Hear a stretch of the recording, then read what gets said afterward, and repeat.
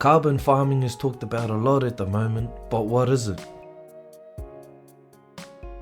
Carbon farming is when trees are grown to lock in carbon from the atmosphere.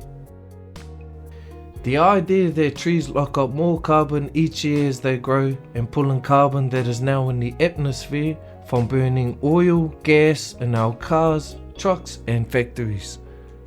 Carbon in the atmosphere is contributing to warming the planet and can create more extreme weather like floods and droughts. The New Zealand government decided to create the emissions trading scheme that lets polluters buy credits registered by forest owners that grow trees. 1 tonne of carbon emitted by polluters or stored in trees is 1 carbon NZ unit, and these can be traded at prices agreed by buyers and sellers to allow polluters to offset the emissions. The price for carbon has been increasing quickly over the last 5 years. This has created more demand for trees growing in carbon farm.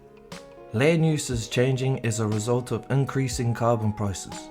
In the last 2 years, over 28,000 hectares, that's the size of 28,000 rugby fields in Tairāwhiti, have been sold to New Zealand and overseas owners to plant forest on what has been farmland. For example, Horehore Station inland from Waipiro Bay cost $1.8 million as a sheep and beef farm in 2013, but sold this year for $13 million to carbon farmers who will plant in it trees. As the price of carbon increases, the value of trees increases, and that can mean it is easier to make money from carbon and standing trees than timber from logs. So trees planted for carbon may never be harvested. Unlike forest for logs, these permanent forests don't need pruning crews, harvesting crews, truck drivers, harvest managers, port workers or road workers. So large-scale shift to permanent carbon farming plantations will mean a loss of farming jobs and forestry jobs.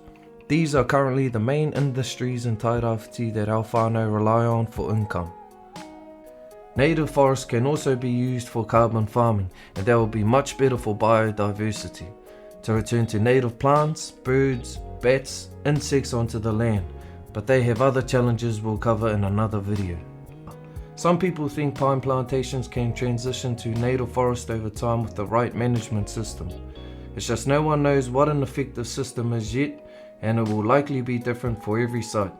So carbon farming can be great financially for plantation owners, but unmanaged pine plantations for carbon will create a lot of job losses for local whānau and won't help the native species that are in crisis.